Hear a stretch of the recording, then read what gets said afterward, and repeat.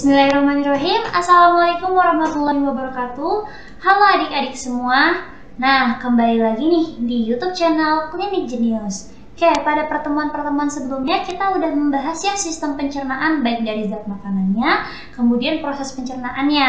Nah, di video kali ini kakak akan melanjutkan materi sebelumnya yaitu tentang sistem pencernaan. Tapi pada video ini kakak akan membahas lebih lanjut terkait pencernaan ruminansia. Oke. Apa sih ruminansia itu? Ya, mari kita bahas di sini ya sistem pencernaan ruminansia. Sistem pencernaan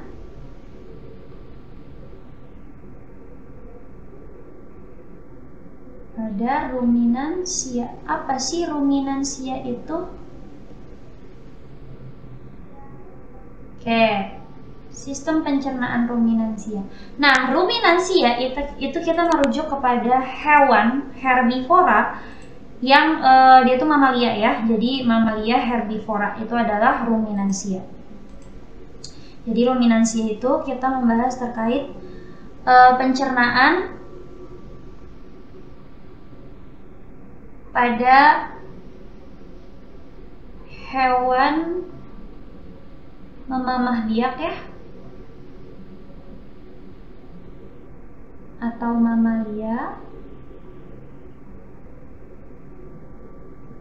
yang herbivora. Nah, ruminansia ini adanya pada hewan-hewan ternak ya, pada hewan-hewan ternak. Apa sih yang spesial dari ruminansia? Ruminansia itu memiliki lambung yang berbeda ya dari hewan-hewan pada umumnya. Dia memiliki 4 lambung. Wah, banyak ya, lambungnya ada 4. Kenapa dia memiliki 4 lambung? Lambung ini tuh dipakai untuk mencerna secara maksimal dari hijauan ya. Jadi zat-zat hijau itu dia untuk dicerna maksimalnya dengan menggunakan 4 lambung itu. Mencerna tumbuh-tumbuhan secara maksimal.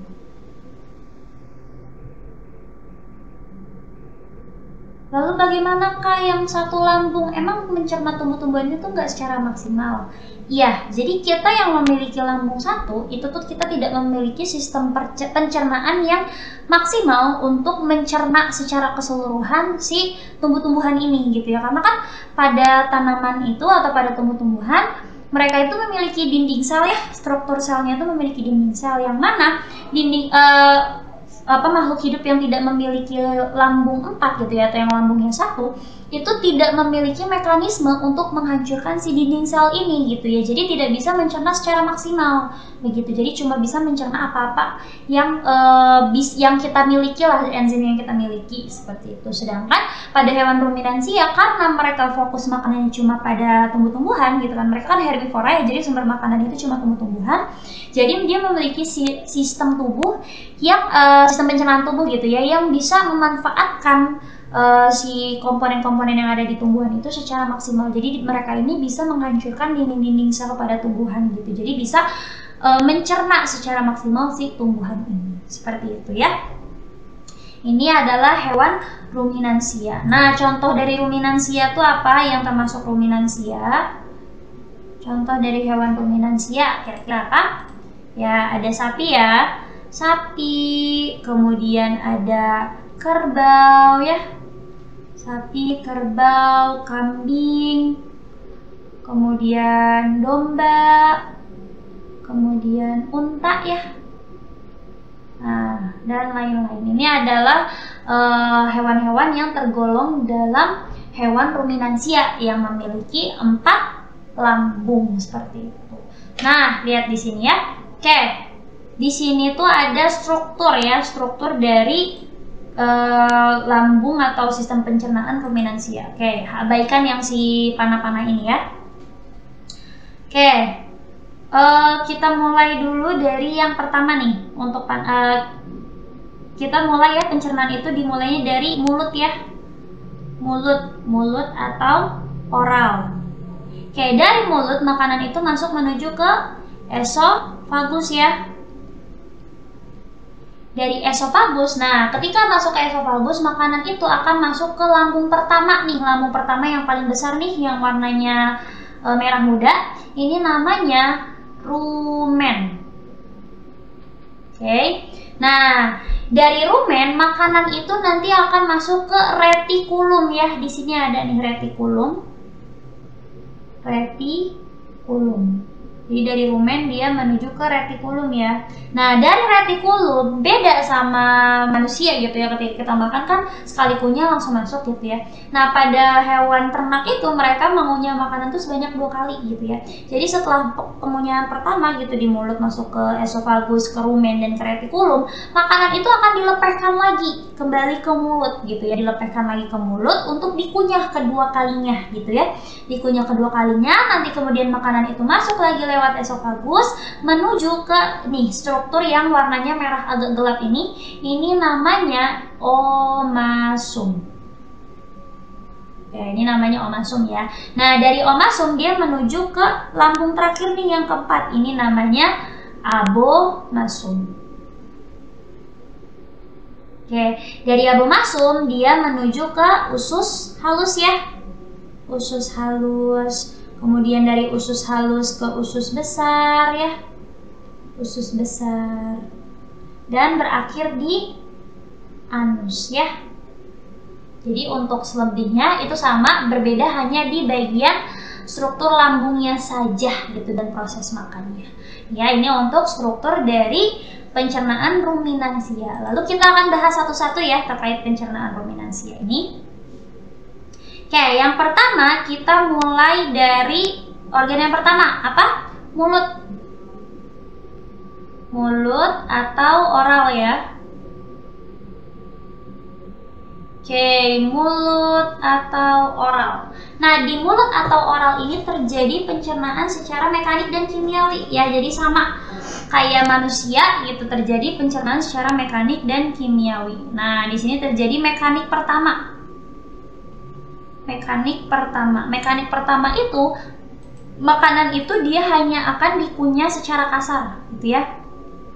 Kunyah secara kasar. Oke, kemudian di sini juga terjadi pencernaan secara apa? Kimiawi ya. Jadi selain mekanik dia juga terjadi secara kimiawi. Kimiawinya itu dengan bantuan enzim ptialin ya. Enzim ptialin.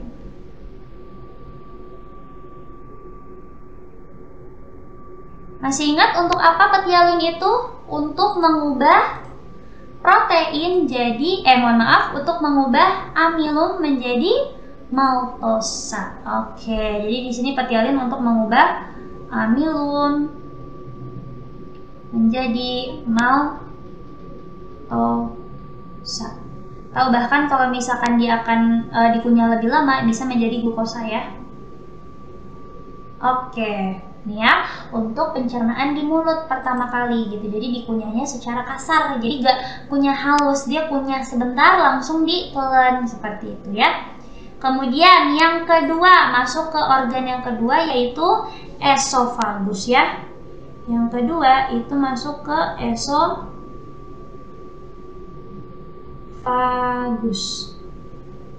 atau kerongkongan ya. Esofagus atau kerongkongan. Kita tulis kerongkongannya dulu.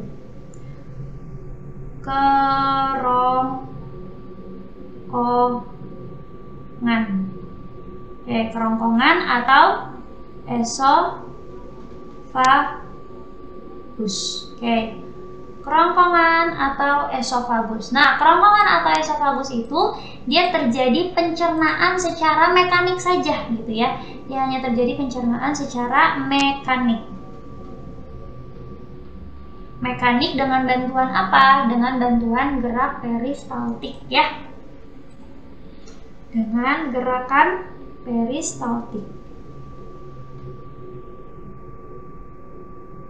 Peristaltik yang dilakukan oleh otot polos ya. Jadi dia dilakukannya oleh otot polos ya untuk gerakan peristaltiknya. Apa sih peristaltik itu? Masih ingat? Peristaltik ini artinya meremas dan mendorong makanan ya. Bolus. Jadi makanan yang udah dikunyah itu kita namakan bolus ya. Ya, kita tambahin di sini. Hasilnya itu bolus, oke?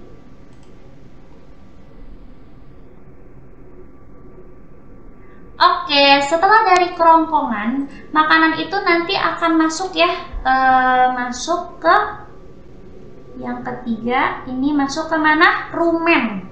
Gitu ya, kita masuk ke rumen. Rumen ini adalah lambung pertama yang masuk ya. Lambung pertama dengan ukuran terbesar rumen itu ya. Rumen atau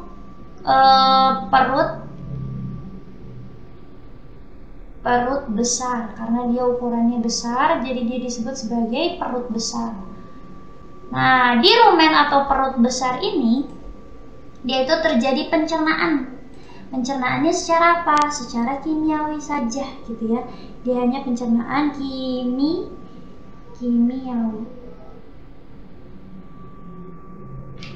Ya, dia hanya terjadi pencernaan secara kimiawi. Nah, pencernaan kimiawinya itu dengan melakukan fermentasi gitu ya. Di sini terjadi yang pertama itu adalah fermentasi karbohidrat ya. Karbohidrat. Nah, karbohidrat ini difermentasi menjadi senyawa yang namanya itu volatile fatty acid atau VFA ya, volatile fatty acid atau asam amino volatil. Nah, selain volatile fatty acid, dia juga di sini menghasilkan metana, gitu ya, menghasilkan gas metana. Gas metana atau CH4. Oke. Nah,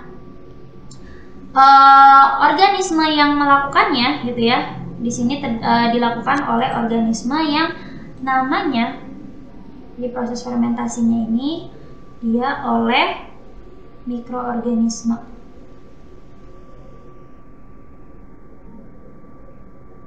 Oke, mikroorganismenya itu namanya Cytophaga dan Cyprimonas. Oke, Cytophaga dan Cyprimonas.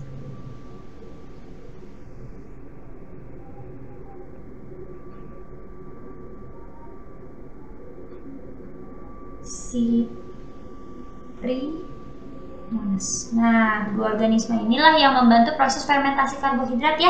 Jadi fermentasi ini secara anaerobik gitu, tanpa adanya oksigen seperti itu ya. Nah, selain dia fermentasi karbohidrat, di rumen juga itu terdapat enzim selulose ya. Selulase, salah. Terdapat enzim selulase. Nah, enzim selulase ini ngapain? Dia akan memecah selulosa menjadi nih ya, dia akan memecah selulosa menjadi glukosa. Ya, bentuk sederhananya glukosa. Seperti itu. Oke. Ini untuk di rumen ya. Jadi rumen itu perut besar yang pertama. Oke, dari rumen makanan itu dia akan menuju ke retikulum. Di sini ya ada retikulum. Jadi yang keempat itu ada retikulum. 4 retikulum. Oke, apa itu retikulum? Retikulum itu perut jala. Oke ya, perut jala. Jadi retikulum itu perut jala. Kenapa disebut perut jala? Karena bentuknya seperti jala. Kalau misalkan kalian udah pernah makan babat, nah yang kalian makan itu adalah si retikulum. Maaf. Ya, perut jala atau retikulum. Nah, perut jala atau retikulum ini dia tuh terjadi pencernaan secara kimiawi juga ya. Jadi di sini terjadi pencernaan secara kimiawi. Dia sama, dia terjadi fermentasi karbohidrat juga. Terjadi fermentasi karbohidrat. Fermentasi karbohidrat. Menjadi apa? Menjadi VFA tadi atau volatile fatty acid, kemudian amonia dan juga air gitu ya. Jadi hasil fermentasinya itu ada VFA, amonia dan juga air. Itu terjadinya di retikulum. Oke, setelah dari retikulum, makanan itu nanti akan dikeluarkan ke mulut lagi gitu ya. Jadi makanan tadi yang tadinya udah dicerna di retikulum itu akan dikeluarkan kembali ke mulut gitu. Jadi di sini ya yang kelima itu kembali ke mulut ya. Kembali ke mulut. Nah, di mulut ini dia terjadi pencernaan secara mekanik gitu ya. Dia terjadi pencernaan secara mekanik. Dia kembali menghaluskan gitu ya. Jadi mekanik 1 ya. Di sini terjadi mekanik 1. Dia menghancurkan si makanan lagi gitu ya. Mengunyah kedua kalinya.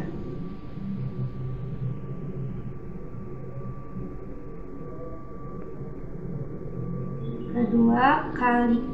Ini mohon maaf ya, mekanik 2. Di sini terjadi pencernaan mekanik 2 ya. Dia mengunyah kedua kalinya. Oke, nah dari mulut makanan itu nanti akan menuju ke esofagus ya. Dari mulut ke esofagus. Menuju esofagus.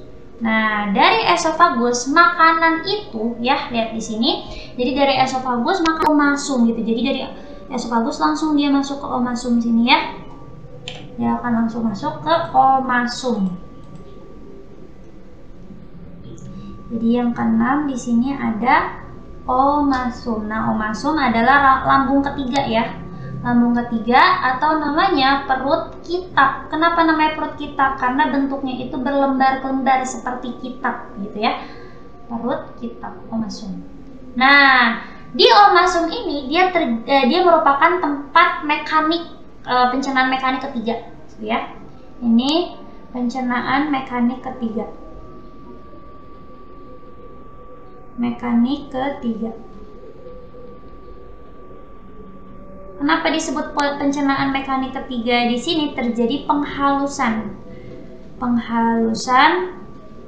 hijau-hijauan gitu ya.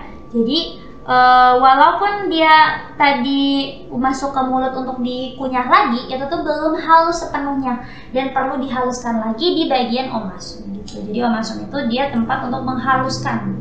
Jadi benar-benar halus bentuknya ya di omasum. Nah, setelah masuk omasum, dia akan dilanjutkan ke yang ketujuh, itu setelah masuk omasum ya, masuk perut yang keempat atau lambung keempat ya, abomasum.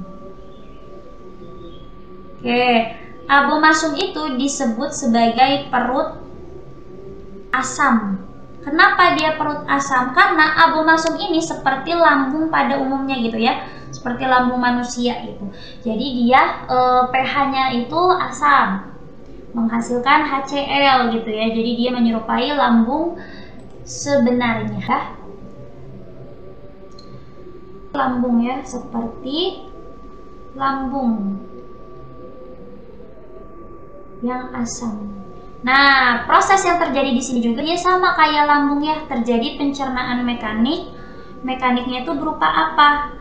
Berupa gerak pendulum ya, gerak pendulum.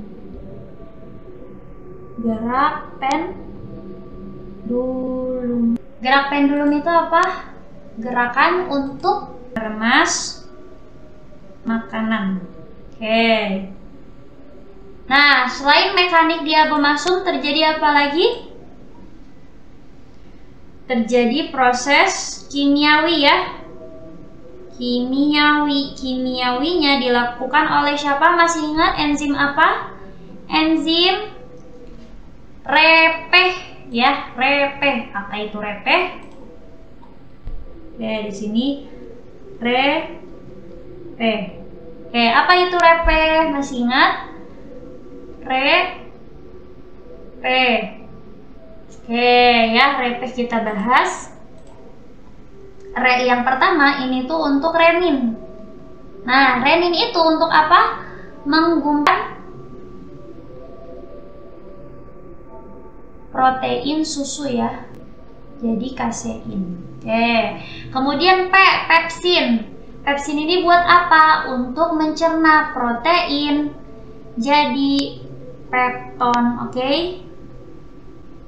Dan HCl di sini untuk apa? Untuk membunuh kuman. Selain membunuh kuman, apalagi untuk pengaktif enzim. Pengaktif enzim ya. Enzim apa sih yang diaktifkan? Enzim yang ada di lambung, yaitu renin dan pepsin ya. Oke. Berarti di sini dia untuk mengaktif renin, berarti awalnya itu adalah prorenin. Prorenin diaktifkan menjadi renin. Dan ada pepsinogen yang diaktifkan menjadi pepsin. Seperti itu. Nah, ini ya fungsi dari abomasum, jadi sama seperti lambung pada umumnya. Gitu. Nah, dari abomasum nih ya, makanan itu akan masuk ya ke usus halus nih, usus halus. Nah, usus halus itu sama juga ya seperti pencernaan yang udah kita bahas sebelumnya, pencernaan mamalia lainnya gitu ya. Usus halus atau enteron ya, enteron atau intestinum.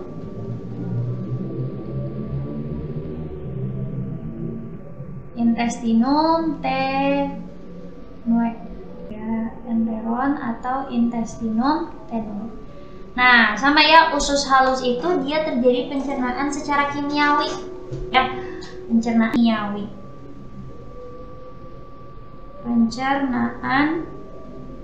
kimiawi oleh enzim yang dihasilkan oleh 3 organ ya. Apa aja organnya? Ada oleh 3 organ. Yang pertama itu ada usus halus itu sendiri ya. Kemudian ada pankreas. Dan yang terakhir itu ada ya, di usus halus, pankreas dan hati. Nah, di usus halus ini dia menghasilkan enzim apa? Singkatannya EE-bisa. Kemudian menghasilkan hormon juga ya. Hormon apa? Hormon sekretin. Hormon sekretin dan kolesitokinin ya. Sedangkan pankreas itu dia menghasilkan apa? Enzim lita ya. Kemudian dia juga menghasilkan senyawa NaHCO3. Kemudian kalau hati itu dia menghasilkan cairan empedu ya. Cairan empedunya itu berupa yang pertama garam empedu dan pigmen empedu.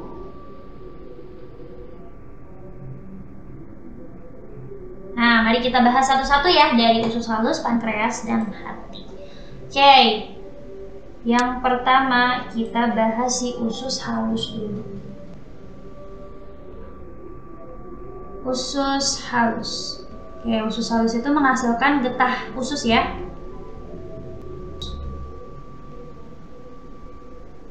Usus halus yang menghasilkan getah usus itu ada apa aja? Jadi ya, yang pertama itu ada enzim EE-disa. Apa itu EE-disa?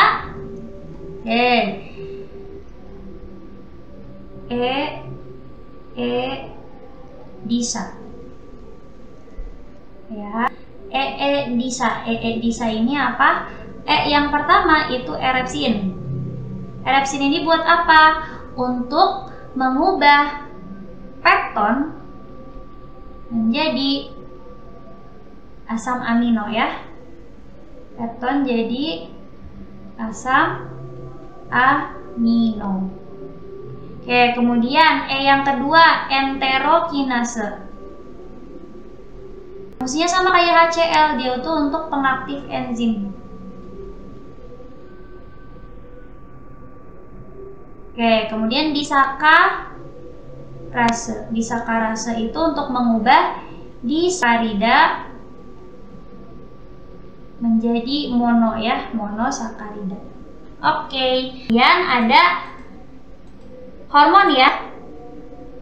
Ada hormonnya. Dia ada hormon sekretin. Oke, kemudian hormon kolesitokinin. Buat apa sih sekretin dan kolesitokinin ini? Kalau sekretin dia berperan untuk menstimulasi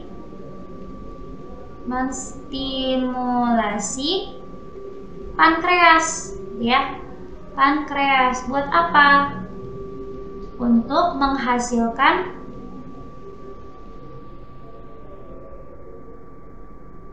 sekretnya ya, atau getahnya ya. Asin itu sama, tapi dia untuk menstimulasi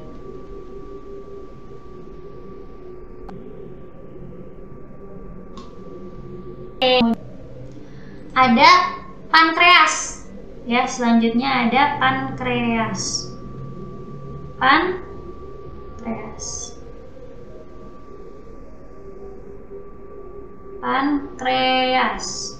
Oke, pankreas. Pankreas itu tadi menghasilkan enzim lita ya. Enzim lita. Enzim lita. Oke. Lita. Apa sih lita itu? Oke, yang pertama itu ada li untuk lipase ya. Li menjadi asam lemak dan gliserol. Oke, kemudian T untuk tripsin. Tripsin ini untuk apa? Protein pepton. Oke, terakhir ada amilase. Amilase itu buat apa? Amilum jadi maltosa. Ya. Nah, selain enzim lita ada juga apa? NaHCO3 atau natrium natrium bikarbonat ya.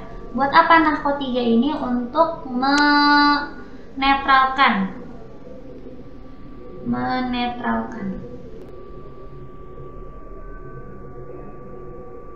makanan. Jadi makanan yang tadi berasal dari lambung itu dinetralkan ketika memasuki usus halus gitu ya. Dan yang terakhir itu ada hati. Hati itu dia ada kantung empedu ya. Di sini ada hati atau kantung empedu.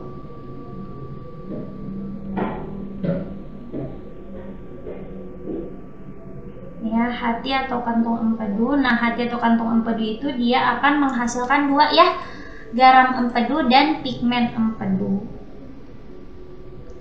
Garam empedu. Oke, garam empedu ini berbentuk mengemulsi.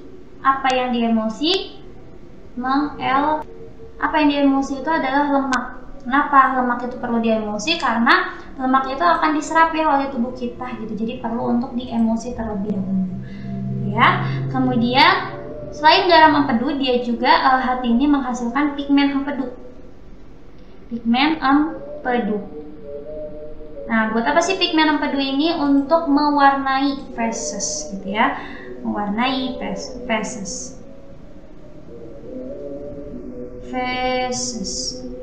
Oke ya. Jadi ini untuk di bagian usus halus. Setelah dari usus halus, dia akan menuju ke usus besar ya. Jadi setelah usus halus, kita ada usus besar. Ke-7 ya. Yang ke-7 itu ada usus besar. Kayak usus besar atau kolon atau intestinum crassum. Kayak usus besar atau kolon atau Nah, di usus besar kita itu terjadi apa? Terjadi penyerapan air ya. Penyerapan air. Jadi air itu diserap di dalam usus besar kita. Mohon maaf ya, karena kita lagi ngomongin ruminansia di usus besar sapi gitu ya. Selain penyerapan, di sini juga terjadi pembusukan. Pembusukan sisa makanan yang tidak bisa dicerna gitu ya. Menjadi apa? Feses. Nah, selain itu di sini juga terjadi pembentukan vitamin K. Nah, untuk pembusukan makanan dan juga pembusukan makanan dan juga pembentukan vitamin K ini dilakukan oleh bakteri gitu ya. Bakterinya apa? Oleh Escherichia coli ya, E. coli. Oke ya. Setelah dari usus besar, sisa makanan tadi ya udah berbentuk feses karena sudah terjadi pembusukan, dia akan menuju ke rektum. Ya. Rektum itu untuk apa? Untuk penyimpanan sementara sebelum dikeluarkan gitu ya. Jadi sebelum feses itu dikeluarkan, dia akan ditaruh dulu atau disimpan dulu di rektum. Ya. Penyimpanan sementara feses. Ya. Nah, di ujung rektum terdapat katup ya, katup. Nah, inilah jalannya keluar si feses. Katup ini kita namakan anus, seperti itu ya. Oke, jadi untuk pencernaan ruminansia kita cukupkan ya sampai di sini. Rektum mulai dari mulut, kemudian kita bertemu dengan lambung yang ada 4 jenis ya di ruminansia ini, dan selebihnya untuk usus halus, usus besar, dan rektum itu sama seperti pencernaan mamalia lainnya. Oke, kurang lebihnya mohon maaf. Wassalamualaikum warahmatullahi wabarakatuh. Sampai jumpa di video selanjutnya. Bye bye.